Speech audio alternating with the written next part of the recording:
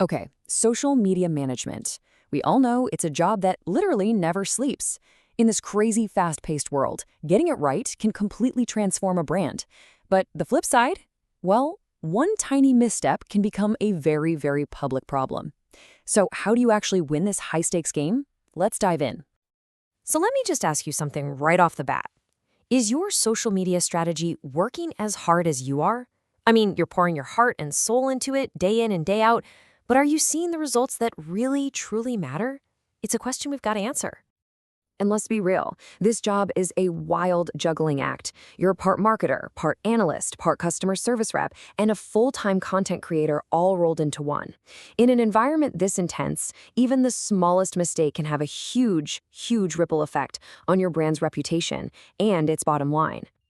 And that's exactly why we're going to cut through all the noise today. We're going to zero in on three of the most common and, frankly, most costly mistakes in social media management. And more importantly, we're going to give you the actual, concrete tools to fix them. For good. All right, first up, mistake number one, posting and ghosting. Oh yeah, I think we've all seen this one. It's that broadcast-only approach, where a brand's social feed feels more like a one-way megaphone than, an actual conversation. This whole thing comes from a really flawed mindset, and it sounds something like this. My job is to get the content out there, done. It's like you're treating social media like a digital billboard. You put the message up, check a box on your to-do list, and you just move on. But that misses the entire point of why these platforms exist. And the impact of that? It's massive. You're completely ignoring the social part of social media.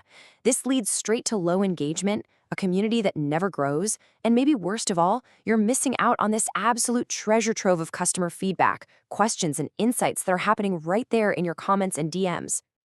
I mean, look at the difference here. It's night and day. Posting and ghosting is just a dead end. It's one-way communication and tons of missed opportunities. But when you actually engage and have a conversation, that's when you build a real community and you unlock those priceless insights. The choice is pretty clear, right? So, how do we fix it? Simple. You master community management.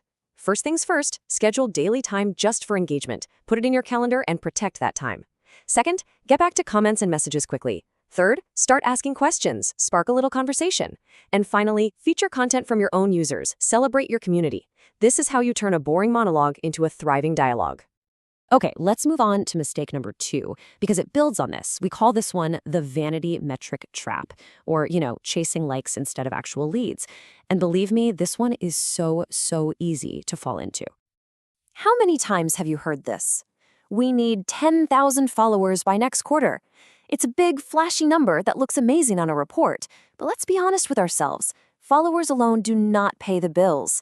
This is the classic case of chasing those vanity metrics that feel good but don't drive any real business value. So here's the key distinction we have to make.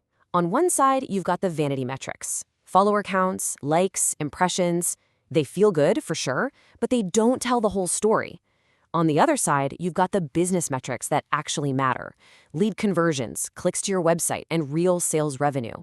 The goal is to connect your social media work directly to these bottom line results. So the fix? You gotta shift your focus to what's truly actionable. Start with your core business goals. Like, forget social media for a second. What is the company actually trying to achieve?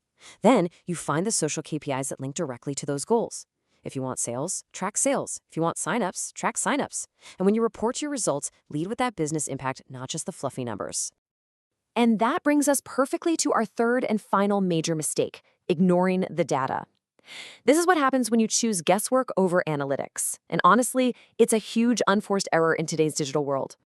The mindset here is something like, I just have a good instinct for our audience. I post what feels right. And while intuition can definitely be helpful, relying on it completely is like trying to navigate a ship in a storm without a compass. You have this wealth of powerful data right at your fingertips. Ignoring it is just a massive risk. And the difference is once again striking. A strategy based on feel leads to inconsistent results and a lot of wasted ad spend. But a data-driven strategy, that lets you optimize your performance, get a way higher ROI, and create this amazing feedback loop of continuous improvement. So the correction is pretty simple in concept. Just let the data be your guide. Make it a habit to review your analytics every single week. Figure out what content is really hitting home and understand who your audience is and when they're online. And please constantly be testing your creative. Are you A/B testing headlines? Something as simple as trying 5 ways to boost engagement versus is your engagement too low can reveal huge insights. This is how you move from guessing to knowing. All right, let's pull all this together. We've covered 3 super common mistakes that can completely derail your social media efforts. But by making these essential corrections, you can shift from a place of uncertainty and guesswork to one of a confident, truly effective strategy. It really all boils down to this. Instead of posting and ghosting, you're going to engage and converse. Instead of falling into that vanity metric trap, you are going to focus on real business metrics.